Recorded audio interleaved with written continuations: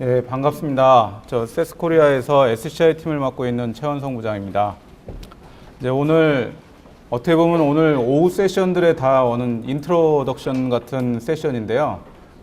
전체 주요 내용은 빅데이터 시대에서 어떤 트렌드를 갖고 지금 시장에서 움직이고 있는지, 또 그런 추진했던 사례나 예시 같은 것들이 어떤 것들이 있는지 이런 거에 대해서 잠깐 말씀을 드리도록 하겠습니다.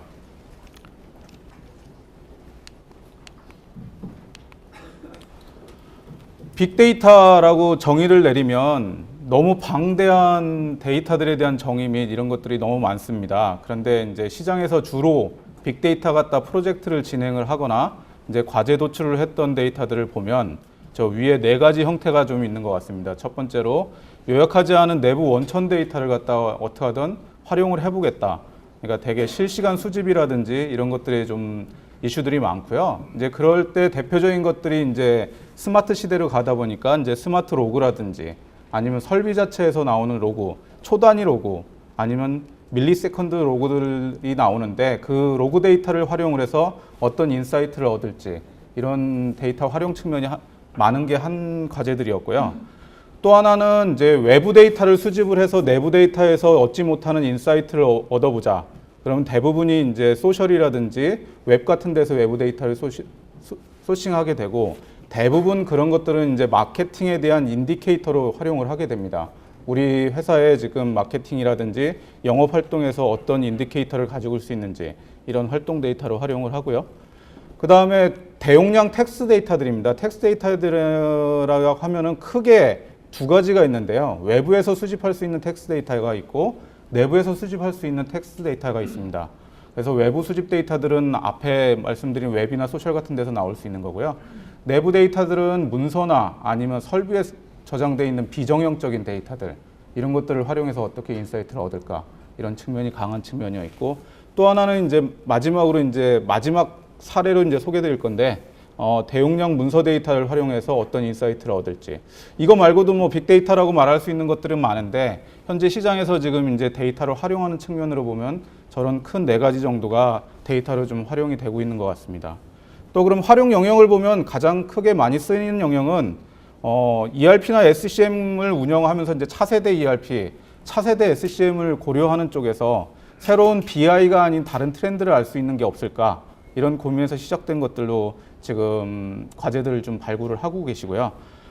대부분의 그런 과제들은 기업이나 아니면 브랜드에 대한 이미지, 아니면 경영 환경 변화에 대한 리스크, 그 다음에 경쟁사 대비 내가 지금 회사가 어떻게 진행되고 있는지 리스크, 그 다음에 체감 품질이라고 고객이 직접 말하는 체감 품질 아마 오후 세션에 이 체감 품질에 대해서 좀 말씀을 드릴 것 같습니다. 고객 드리븐 해갖고 이제 세션이 있는데 거기서 체감 품질에 대해서 말씀을 드릴 것 같고요. 그 다음에 이제 특허에 대한 이슈들이 많으니까 특허 등 같은 거에 위험을 감지한다는 측면에서 또 한 측면이 있는 것 같습니다. 또 하나는 요약된 데이터만 이용을 해서 주로 정보가 손실되던 영역에서 많이 찾으려고 하는 것 같습니다. 예를 들어서 이제 수율이나 설비 분석 같은 데서 이제 마이크로 데이터 분석이라고 해서 예전에는 평균이나 분산 같은 걸로 요약한 데이터를 활용을 했다면 지금은 메모리상에 올라오는 그냥 마이크로 데이터를 갖고 초단위 데이터를 갖고 어떻게 분석을 할 수 없을까 이런 걸 산정한다든지 또 굉장히 많은 스큐 단위의 어떤 상품들이 있으면 그것들을 갖고 어떻게 대용량 베이스라인을 뽑을 수는 없을까 거기서 특정 부분만 뽑아내서 시뮬레이션을 할 수 없을까 이런 측면에서 굉장히 과제들이 많이 도출이 되고 있고요. 이거 말고도 여러 가지 과제들이 있습니다. 근데 대표적인 과제들로 말씀드리면 저 정도가 있을 것 같습니다. 그러면 이제 이런 것들을 추진할 때 목적이 뭐냐, 빅데이터라는 걸 추진할 때 기존 BI하고 이런 것들하고 차이점이 뭐냐 이렇게 해보면은 첫 번째는 대부분 성능 향상입니다. 그러니까 내가 지금 분석하던 거에 속도를 빠르게 한다든지 아니면 분석하는 거에 대한 인사이트를 빨리 얻으려고 하든지 조기 감지를 한다든지 이런 식에 대한 성능 향상 측면이 많은데요. 이제 그러기 위해서는 많은 변수가 갖고 있는 데이터를 처리하는 이런 능력을 가지고 가야 되고 그 다음에 빠른 시간 내에 어떤 분석을 해야 된다. 물론 빠른 시간 내 데이터 수집 측면도 있지만 빠른 시간 내에 분석을 해야 되는 측면도 있습니다. 이렇게 해서 성능 향상 측면에서 가장 첫 번째 얘기가 되고 있고 또 하나는 이제 정보가 확대되는 측면입니다. 내부 정보하고 외부 정보를 결합을 하면 다른 인사이트를 얻게 되는데요. 예를 들어서 예측 같은 데서 이벤트 데이터 같은 걸 외부 데이터를 활용을 하면 베이스라인 뽑은 거에 대해서 어떤 스텝식으로 이동을 해준다든지 이런 내부 데이터를 갖다 활용을 해서 하겠다는 게 있고, 그 다음에 또 하나는 유실되지 않은 데이터를 활용하겠다는, 그러니까 여태까지는 인사이트를 얻기 위해서 유실된 데이터들을 주로 이용하게 돼요. 요약을 하면은. 그거에 대해서 이제 정보 확대 측면이 있고, 대부분은 앞에서 성능 향상의 이슈가 조기 발견 때문에 그렇습니다. 그래서 내부에서 못 찾는 인사이트들이라든지 그 다음에 리스크 같은 것들을 조기 발견하다는 측면에서 빅데이터의 추진 목적들이 많이 나열이 되고 있고요. 그럼 이제 그 빅데이터를 추진을 할 때 크게 어떻게 추진을 하냐, 기업체에서 크게 두 가지가 있는 것 같습니다. 뭐 이것 말고도 다양한 방식으로 추진을 하고 계신데요. 첫 번째는 그냥 플랫폼을 갖다가 선행 구축을 해서 확 추진하는 경향이 있는 측면이 있고, 또 하나는 과제를 발굴해서 빅뱅식으로 커가는 측면이 있습니다. 물론 두 개 사이트가 다 장단점이 있습니다. 플랫폼으로 할 때는 전사 표준화가 가능하고, 그거에 대해서 그런데 단점은 초기 투자 비용이 많다라는 단점을 갖고 있고요. 그 다음에 과제 발굴 후 빅뱅은 내부 역량 강화라든지 내부 과제에 대한 발굴의 측면에서 굉장히 강화적인 측면이 있지만, 과제 점검 시간이 굉장히 많이 걸리고 그거에 대한 효용성을 찾는 시간이 많이 걸린 이런 장단점이 있습니다. 그래서 회사에서 추진을 하실 때, 빅데이터를 추진하실 때 과연 플랫폼 중심으로 해서 IT 중심으로 빅데이터를 추진을 할지, 아니면 과제 중심에서 내부 역량 중심으로 빅데이터를 추진할지를 정의를 하셔야 되고요. 거기에 적절한 트레이드오프 접점을 찾아서 빅데이터를 추진하는 게 맞을 것 같습니다. 이제 지금까지는 이제 빅데이터를 추진하던 목적하고 경향들 말씀을 드렸고요. 이제 한 6개 예제로 말씀을 드릴 것 같습니다. 이 6개 예제는 뭐 세스가 진행한 것도 있고 시장에서 다른 벤더가 진행된 것도 이렇게 좀 혼합되어 있습니다. 이런 것들을 갖다 이제 6개 사례를 갖고 빅데이터가 어떻게 추진되고 있는지 이런 것들을 잠깐 말씀을 드리도록 하겠습니다. 주로 제조 분야에 국한되어 있고요. 제조 분야 말고 다른 쪽에서도 추진이 되고 있지만 이 내용 비슷하게 추진되고 있을 거라고 생각이 됩니다. 근데 제가 맡은 영역이 주로 제조 분야이기 때문에 제조 분야에서 빅데이터 과제들이 어떻게 추진되고 있는지 사례로 잠깐 말씀을 드리도록 하겠습니다.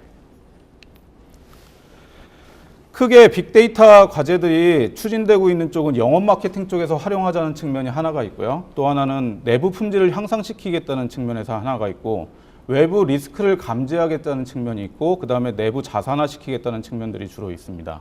그래서 영업 마케팅 쪽에서 주로 활용을 하는 거는 지금까지 인구 통계 변수나 이런 것들을 통해서 마케팅을 하던 상품 추천하던 방식에서 벗어나서 다른 데이터로 어떻게 그런 것들을 찾을 수 없을까, 아니면 다른 세그멘테이션 방법이 없을까, 이런 고민을 하는 쪽에서 추진을 주로 하고 있고요.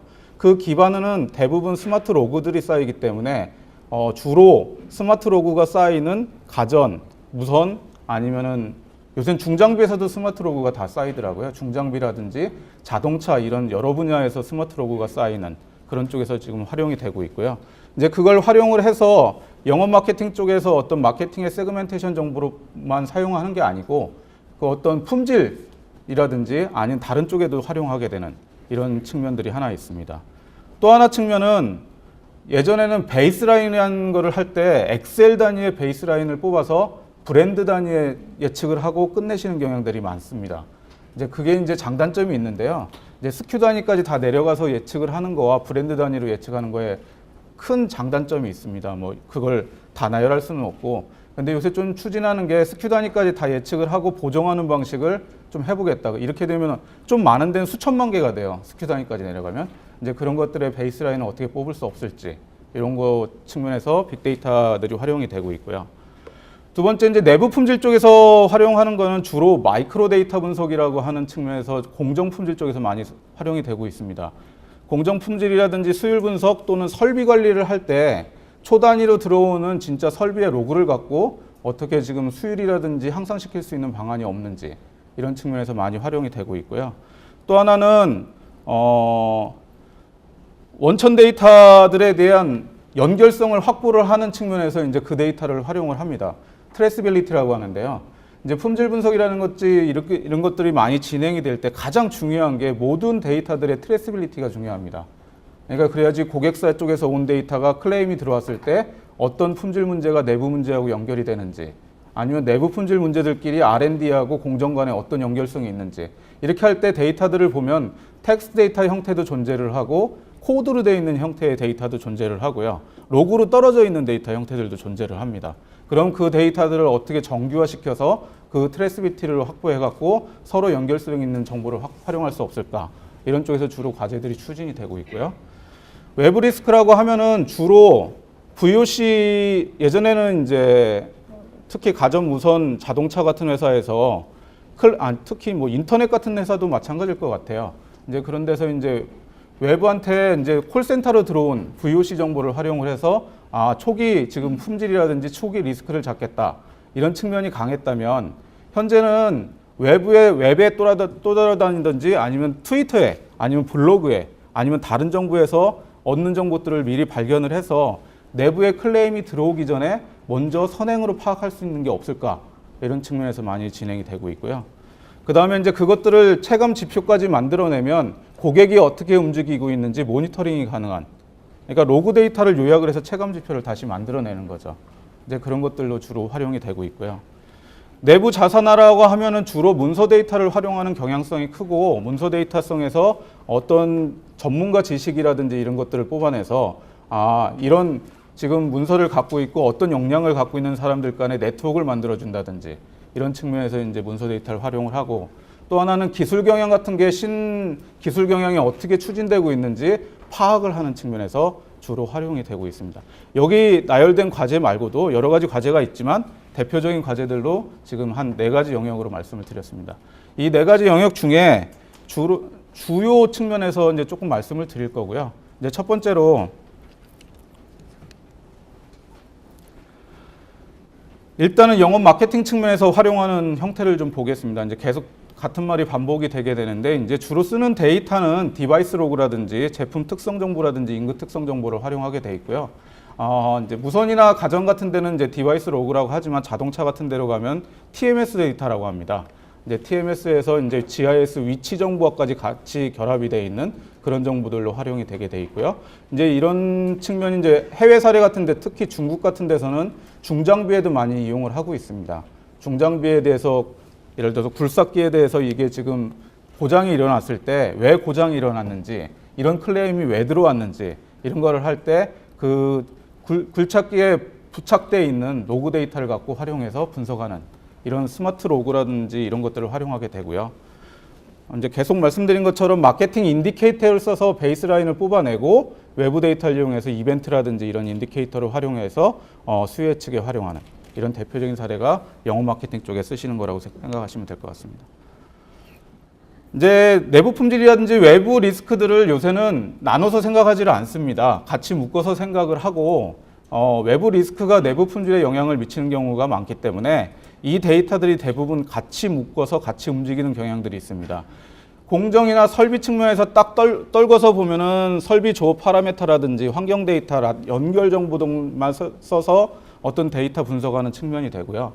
그게 이제 외부까지 같이 들어가면은 내부 VOC라든지 오픈되어 있는 환경에서의 텍스트 데이터라든지 이런 것들이 포함돼서 클레임부터 시작해서 내부 R&D까지 어떻게 지금 리스크라든지 품질들이 어떻게 관리되고 있는지, 이런 전체적인 측면에서 빅데이터 관점에서 분석하는 경향들이 있습니다.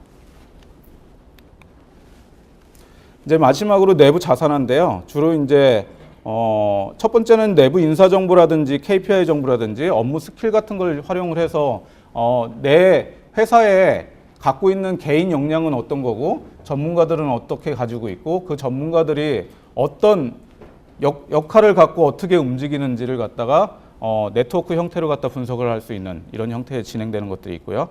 또 하나는 이제 주요 기술이라든지 학계 관련 기업들에 대해서 기술 동향 같은 것들이 어떻게 움직이고 있고 그 기술 동향 간에 어떤 특허라는 것들이 같이 돌아다니지는 않는지, 내가 특허를 침해하고 있지는 않은지, 이런 거에 대해서 같이 분석하는 이런 측면이 내부 자산화 측면이라고 보시면 될 것 같습니다.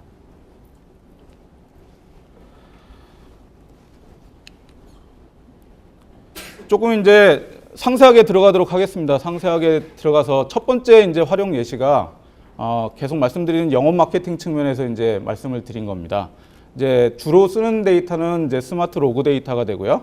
이제 스마트 로그에서 뭐 가전이나 모바일 쪽으로 가면은 스마트 로그가 될 테고, 자동차 쪽으로 가면 TMS나 GPS 로그가 될 수 있고, 뭐 다른 쪽 굴착비 같은 데서도 GPS 로그가 될 수 있습니다. 이런 데이터들이 이제 무작정 들어오게 되는데, 이 데이터를 갖고 어떤 분석을 할지에 대해서 고민을 하게 돼 있고요. 이제 한 가지 예제입니다. 저렇게 이제 고객 성향 분석을 할 수 있는데, 이제 스마트 데이터 같은 걸로 어플리케이션에 대한 다운받는 형태라든지 사용 형태 같은 걸 분석을 해서 어플리케이션을 쓰는 사람들은 어떻게 지금 활용이 되고 있고, 이런 분석 형태로 사용할 수도 있고요. 그러면 저 어플리케이션 쓰는 형태에 따라 아니면은 다운받는 형태에 따라서 고객을 세분화해서 그걸 같이 묶어서 분석할 수 있는 사례를 활용할 수도 있고요. 이제 자동차 같이 이제 저렇게 이제 저속 운행 케이스라든지 아니면은 빠른 속도 운행 케이스라든지 이런 높은 빈도 운행 케이스라든지 이런 것들의 세분화를 좀 시켜갖고, 이제 저런 데이터는 어떻게 나오냐면은 이제 GPS나 TMS 데이터를 이용해서 이제 주로 사용자가 드라이브 할 때마다 저 데이터들이 쌓이게 됩니다. 저 드라이브 데이터 갖고 저런 저속 운전형 데이터에는 어떤 소모품 주기를 안내한다든지, 스피드 광형인 사람들한테는 어떤 품질 문제를 어떻게 알려준다든지, 이제 다른 주로 이제 트럭 같은 걸 운전하시는 분들한테는 어떻게 타이어 교체 시기를 알려준다든지, 이런 용도로 주로 이제 활용하게 되는. 그러니까 지금까지는 주로 들어오는 내부에서 수집되어 있는 인구 통계 변수를 활용을 했다면, 지금은 이제 인구 통계 변수가 아닌 다른 로그 데이터를 활용을 해서 이게 가전이나 아니면 모바일이나 아니면 자동차에 국한되고 있지는 않을 것 같습니다. 인터넷 업체 같은 데도 인터넷 로그들이 많이 쌓이고 있기 때문에, 아니면 통신사 같은 데도 마찬가지고, 이제 그런 로그들을 갖고 저런 분석을 하려고 하는 이런 과제 추진 영역들이 많이 발생을 하고 있고요. 이제 두 번째는 판매량하고 매출 예측을 같은 걸 진행을 할 때 이제 많이 쓰는 방식입니다. 그러니까 베이스라인을 뽑아내서 내가 베이스라인을 뽑은 형태에서 지금 수요가 이상하다고 느끼는 거에 대해서만 시뮬레이션을 진행을 하고, 그거에 대해서 예측을 다시 보정하고 플래닝을 다시 짜고, 이제 그렇게 하려면은 기본적으로 수백만 개의 베이스라인들이 한꺼번에 뽑아내야 됩니다. 물론 그 정확도가 굉장히 높은, 그렇지만 예측이라는 거는 좀 신의 영역이기 때문에 정확도가 뭐 99%, 100% 이런 정확도의 예측치는 나올 수는 없고요. 어느 정도 선에서 나올 수 있는 예측치를 대용량 데이터에서 다 뽑아내고요. 거기서 가이드라인을 갖고 내가 이 정도 예측 오차율을 갖고 있는 것들에 대해서 가이드라인을 갖고 거기에 넘어가는 것들을 다 뽑아서 그게 왜 그렇게 되는지 원인 분석을 하고 그거에 대해서 조정을 하고, 이런 용도로 주로 데이터들을 활용을 하고 있습니다. 그래서 저런 식으로 베이스라인을 뽑은 다음에 매출이라든지 아니면은 세일즈 증가량 같은 것들을 보고, 지금 어느 특정 기간에서 매출이 저조하면 저 브랜드나 저런 제품군에 대해서는 다시 시뮬레이션을 해보고 영양인자 분석을 해서 저걸 조정하고, 이런 형태로 이제 데이터들이 많이 활용되는 형태들이 있고요. 이제 세 번째로 이제 수율 분석하고 이제 설비 분석 쪽에 이제 주로 활용되는 형태입니다. 대부분 수율 분석하고 설비 분석을 할 때는 두 가지 측면에서 많이 쓰고 있습니다. 운영 모니터링이라고 해갖고 품질 이상을 감지하는 측면에서 하나가 쓰고 있고요. 그러면 품질 이상이 감지가 됐으면 그 감지된 데이터가 어떤 원인인자에 의해서 지금 이게 되고 있는지 주로 이제 다른 쪽에서 오토마인이라는 용어를 많이 쓰고 있어요. 오토마이닝이라는 용어를 써갖고 자동 원인 분석 측면에서 진행을 하고 있습니다. 그래서 처음에 품질 이상 감지를 할 때, 예전에는 수율 분석을 할 때 주로 매크로 요약을 씁니다. 그러니까 프로파일링 작업이라고 하죠. 이제 프로파일링 작업을 해서 평균을 낸다든지 기울기 같은 걸 구해갖고 그게 어떤 이상이 있는지를 갖다가 감지를 했다면, 지금은 마이크로 데이터 자체를 갖고, 초단위 데이터 자체를 갖고 시계열 이상 패턴이라든지 아니면 시계열 유사성이라든지 아니면은 그것들에 대해서 새로운 익스텐드 매크로 데이터를 만들어서 그것들을 활용한다든지, 이런 측면으로 해서 이상 감지를 하게 되고요. 그 이상 감지가 끝나면 다시 매크로 데이터하고 결합을 해서 이게 어떤 원인인자, 어떤 파라메타에 대해서 문제가 있는지를 찾아내고 그 파라메타에 대해서 집중적으로 다시 모니터링에 활용하는 이런 오토마이닝 사이클을 타게 돼 있고요. 그때 대부분 쓰는 데이터가 마이크로 데이터뿐만이 아니고 매크로 데이터 및 설비 공정에 필요한 조업 데이터들까지 다 활용을 해서 이렇게 좀 데이터가 굉장히 어마어마합니다. 이 데이터를 다 끌어모으면. 예를 들어서 모기업 같은 데는 한 1시간만 모아도 한 1테라드 정도 데이터가 돼요. 저런 데이터를 모으면. 그러면 이제 그게 한 일주일이나 한 달치 모으면 어마어마한 데이터가 되겠죠. 이제 그런 데이터를 갖고 분석을 하는 측면이라고 보시면 될 것 같습니다. 이제 네 번째 사례는 리스크에 대해서 조기 경보를 어떻게 할 거냐. 이제 리스크의 정의부터 필요합니다. 이제 리스크를 할 때 대부분 이제 마케팅 측면에서 많이 리스크 정의를 하고요. 저희도 이제 프로젝트를 한 데를 보면은 어떤 모 화장품 회사 같은 데서는 마케팅 리스크를 해갖고 기업 이미지 리스크라든지 아니면 경영 재무 환경을 악화시키는 리스크라든지 그 다음에 체감 품질을 악화시키는 리스크라든지 이런 것들을 정의하게 되고요. 그럼 그런 리스크를 정의한 것 측면에서 이 리스크가 어떤 키워드를 중심으로 지금 소셜이나 블로그 등에서 지금 나열되고 있는지를 찾아내야 됩니다. 이제 그걸 저희들이 이제 텍사노미 분석이라고 하는데 그 텍사노미 분석을 통해서 소셜이나 이런 오픈된 웹 이런 측면에서 이런 리스크들이 어떻게 움직이는지 보고요.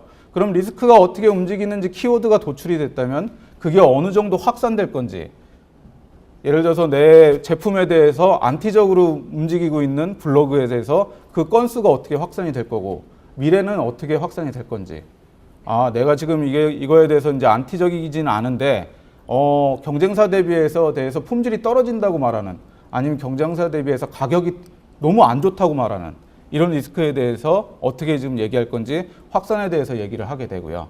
그 확산에 대해서 얘기를 한다면은 그 등급을 매겨야 됩니다. 확산이 다 된다고 그거 리스크로 이제 감지를 해갖고 쓰는 건 아니고 그거에 대해서 스코어링을 해서 이건 상향 등급이니까 빨리 긴급하게 조치해야 되는 리스크. 지금은 재무적인 측면이나 마케팅 측면에서 빨리 조치해야 되는 리스크. 아니면 품질적인 측면에서 빨리 조치해야 되는 리스크. 품질적인 측면에 리스크가 나오면 내부 품질 VOC 올라오는 것들하고 같이 아니면 고객 클레임 데이터의 VOC 데이터하고 같이 분석을 해서 이게 어떻게 확산할지 같이 보고 이런 식으로 이제 같이 해서 분석을 하는 경향이 있고요. 이제 이거에 분석을 할 때 주요 이제 분석 방법들이 이제 키워드 분석을 자체를 하는 거는 저희들이 텍사노미 분석이라고 하고 있고요.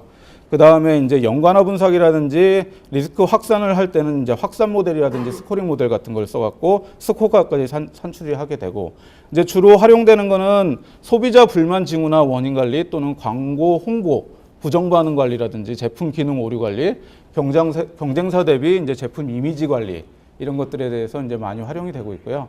저 활용량이 저것뿐만 아니고 외부 리스크들을 다 산출을 하면 다양한 리스크 감지를 할 수 있습니다. 그 활용력은 이제 기업체마다 다 다르게 정의를 하시게 돼 있고 저거에 대해서 선행적으로 먼저 정의를 하고 그거에 맞는 키워드 도출에 대한 텍사노미를 갖다가 설계하시는 이런 형태로 이제 과제들이 진행하게 돼 있습니다. 이제 마지막 예제입니다. 마지막 예제고요. 활용 예시 마지막인데 이제 우리 내부 자산에서 이제 내부에 돌아다니는 문서, 대용량 문서에서 어떤 인사이트를 얻을 수 없을까 이런 측면에서 진행되는 것들이 있고요. 이제 이걸 하기 위해서는 처음에 문서 관리라든지 지식 관리가 제대로 돼 있는 그런 업체에서만 진행을 하실 수 있습니다. KMS라고 하죠. KMS 같은 데나 인사관리 시스템이 좀 잘 정비되신 쪽에서만 주로 진행하실 수 있고요. 왜냐하면 그쪽에 일부 키워드들을 관리하고 계신 것들이 있어야지 이 프로젝트를 진행하실 때 좀 편하게 됩니다. 이제 아니면 거기에 인사관리 체계가 이제 제대로 이제 관리를 되고 계시든지 이런 문서관리나 지식관리 데이터뿐만이 아니고 이제 내부 포탈을 갖고 계시니까 내부 포탈에서 어떤 단어를 입력했던 검색 로그 같은 것들이 있으실 수 있고요. 또는 그거에 대해서 내가 내부 워킹을 하는데 나오고 있는 일정 관리를 하고 있는 워크플로우 시스템을 갖고 계신 그런 데이터도 활용할 수 있고 또는 블로그나 아니면 프로젝트 같은 관리를 하신다면 아이디어 데이터 같은 것들로 활용을 하셔서 저런 것들 다 모아서 어디다 쓰냐? 그러면 저런 데이터를 갖고 내부 전문가들은 어떻게 움직이고 있는지 추적하는 데 쓰게 되어 있습니다. 예를 들어서 저런 어떤 사람은 A라는 문서를 많이 보고 있고 그 문서는 어떤 일정으로 움직이고 있고 그럴 때 어떤 검색을 많이 해서 어떤 아이디어 도출을 많이 하더라. 이런 것들이 다 연결돼서 나오게 돼 있고요. 그럼 이제 그런 군들을 묶게 돼 있죠. 이제 이런 사용자들을 묶어서 전문가 집단이라고 부르게 돼 있고 A 집단, B 집단, C 집단에 대한 어떤 모수를 만들고 그 모수에 대해서 필요할 때 검색을 하면 그거에 해당되는 맞춤형 정보라든지 필요한 문서, 그 사람들이 봤던 필요한 문서, 필요한 콘텐츠, 이 사람들이 엮여 있는 다른 사람들, 나랑 같이 코워크하는 동료들, 이런 것들에 대해서 같이 보여주는 이런 측면으로 주로 활용을 할 수 있고요. 이 데이터도 문서 데이터를 활용을 하기 때문에 문서 데이터가 어마어마합니다. KMS 관리를 잘 하시는 쪽에 가면은 저게 이제 테라급 데이터가 되고요. 아니면은 테라보다 더 큰 데이터가 저렇게 돼 있어서 그 데이터를 다 끌어모아서 한다는 건 아니고요. 그 데이터에서 주요 컨텐츠들만 끌어모아 갖고 진행을 하게 돼 있습니다.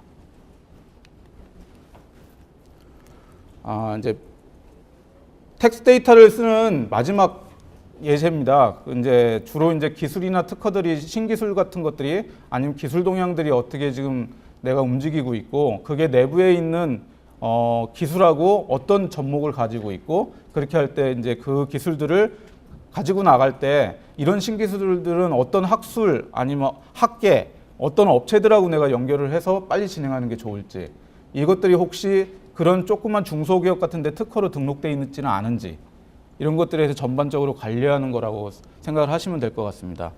그래서 지금 예제로 들은 것처럼 1번 어떤 벤처가 어떤 기술을 개발했나 이런 것도 검색해 보실 수 있고요. 어떤 기업이나 투자사가 지금 이 기술에 대해서 투자를 하고 있는지 아니면 이거를 하고 있는 교수님은 어떤 분이신지 아니면 R&D나 이런 것들이 갖고 있는 인물들은 어떤 사람들인지 이런 것들에 대해서 네트워크로 형성을 해서 같이 분석을 해서 어떤 내 기술 동향에 대해서 추적을 하거나 아니면 특허에 대해서 관리를 하는 이런 측면에서 이제 빅데이터를 주로 쓰시게 되는 이런 측면이 있습니다. 그래서 지금까지 설명드린 한 6개 정도가 저희 세스뿐만이 아니고 다른 회사에서 이렇게 이제 빅데이터를 추진을 해서 많이 진행했던 과제들이고요. 물론 세스가 진행됐던 있는 과제들도 많이 포함되어 있습니다. 이렇게 해서 빅데이터들이 많이 진행이 되고 있습니다. 그러면 세스는 이런 빅데이터를 추진하기 위해서 이제 어떤 프레임워크를 갖고 있느냐? 크게 제조 분야에서 프레임워크는 퀄리티 슈잇이라는 프레임워크를 하나 갖고 있고요. 포캐스팅하고 옵티미제이션이라는 프레임워크를 갖고 있고 텍스트 분석이라는 프레임워크를 갖고 있습니다. 앞에 예제드린 대용량 데이터에 대한 베이스라인을 산출하거나 아니면 프로모션 관리를 하거나 막다운 관리를 하거나 이런 전반적인 걸 하는 거는 포캐스팅 앤 옵티미제이션 솔루션이 되고요. 아까 리스크 관리를 한다든지 외부 리스크, 내부 리스크, 그 다음에 내부 품질, 통합 품질 이런 관점에서 모든 걸 관리하는 쪽은 퀄리티 슈잇이 됩니다. 그 다음에 이제 지식 관리라든지 아니면 외부 데이터, 텍스트 데이터를 가지고 와서 정량화를 시켜야 되니까 이런 정량화를 시킬 때는 텍스트 분석이라는 기법들을 활용하게 돼 있고요. 이 세 가지 기법들을 저희들이 갖고 이 세 가지를 적절하게 묶어서 이제 프로젝트를 진행을 하고 있고요. 대부분은 이제 퀄리티 슈잇이라든지 TA 같은 텍스트 어널리시스 같은 걸 묶어서 진행을 하거나 아니면은 모 회사 같은 경우는 포캐스팅 솔루션이라든지 포캐스팅 솔루션 갖고 베이스라인을 뽑고 이벤트를 같이 이제 진행하는 텍스트 분석 같이 포캐스팅과 텍스트를 묶어서 진행을 하거나 이런 식으로 많이 진행이 되고 있습니다. 인트로덕션입니다. 이제 두 번째, 세 번째, 네 번째 제가 이제 끝난 다음에 세션을 진행을 하게 돼 있는데 이제 두 번째 세션에서 말씀을 드릴 내용입니다. 이제 퀄리티 슈잇이라는 내용이고요. 주로 이제 고객 품질에 대한 대응 체계부터 시작을 해서 품질 사고 확산 체계까지 전반적인 품질 문제에 대해서 내부 리스크, 외부 리스크까지 관리하는 프레임워크가 되어 있고요. 그래서 전사 품질 관리를 할 수 있는 이런 프레임워크로 움직이고 있다고 생각하시면 됩니다. 그래서 맨 아래쪽에 퍼셉션 퀄리티라고 하는 것은 고객 품질에 가까운 쪽이고 프로덕션 퀄리티라고 하면 내부 품질에 가까운 영역입니다. 이 모든 영역들에 대해서 품질 및 고객 리스크 관리까지 진행할 수 있는 프레임워크로 퀄리티 슈잇이 되어 있고요. 이제 그건 두 번째 세션에서 저희 이제 글로벌에서 오신 분이 이제 발표를 하게 되어 있습니다. 세 번째 세션에서 발표드릴 내용입니다. 세 번째 세션에서는 주로 이제 수요 예측 및 재고 관리 같은 것들을 진행할 수 있는 내용들을 말씀을 드릴 거고요. 아마 예측을 할 때 새로운 트렌드에 대해서 주로 말씀을 드릴 것 같습니다. 타임 시리즈라는 방법하고 마이닝을 결합을 해서 어떻게 타임 시리즈 마이닝 방식으로 어떻게 해서 좀 인사이트를 다시 얻을 수 없는지, 클러스터링 방식 같은 걸 해서 타임 시리즈 같은 걸 어떻게 진행할 수 없는지, 이런 것들에 대해서 세 번째 세션에서 말씀을 드릴 거고요. 주로 이제 활용 영역은 매출 원가 예측이라든지 S&OP 상의 이제 재고 관리라든지 마케팅, 셀인이라고 표현을 했는데 사실은 셀인, 셀 미들, 그다음에 셀아웃까지 다 포함해서 예측을 할 수 있는 이런 측면이 있고요. 또 하나는 이제 지표 관리를 해서 알럿이라든지 이런 이벤트, 그다음에 모니터링을 할 수 있는 이런 측면에서 주로 활용할 수 있는 슛이라고 보시면 될 것 같습니다. 그래서 저희들이 지금 이제 위에 올라가시면 저희가 이제 위에 판넬에 딱 두 가지가 돼 있는데, 이제 제조 분야에서는 퀄리티 슈이트하고 이런 DDPO 쪽에 이런 슈이트로 저희들이 이제 주로 세스가 이제 접근을 하고 있고요. 이건 두 번째, 세 번째 세션에서 좀 더 자세히 이렇게 말씀을 드릴 것 같습니다. 그리고 마지막으로 텍스트 분석에 대한 것들이 있는데, 텍스트 분석은 사례들을 이제 위에 세션에서 이제 좀 발표를 하실 겁니다. 텍스트 분석을 어떻게 활용을 했고 이런 것들에 대해서는 위에 세션에서 말씀을 드릴 것 같습니다. 랩업을 하도록 하겠습니다. 그래서 이제 제가 오늘 말씀드린 건 전체적인 인트로덕션을 말씀을 드렸고요. 이제 두 번째, 세 번째 세션에서 좀 상세한 얘기를 말씀을 드릴 거고, 그 다음에 네 번째, 다섯 번째 세션은 주로 이제 사례를 갖고 이제 말씀을 드릴 것 같습니다. 아까 말씀드린 것 중에 수율 분석에서 이제 고객에 대한 마이크로 데이터 분석이라든지 수율 분석 측면에서 어떻게 분석을 할 건지를 네 번째 세션에서 말씀을 드릴 것 같고요. 이제 다섯 번째 세션은 주로 옵티마이제이션 기법을 갖고 제조 쪽에 어떻게 활용을 하는지 이런 거에 대해서 주로 말씀을 드릴 것 같습니다. 이상 마치겠습니다.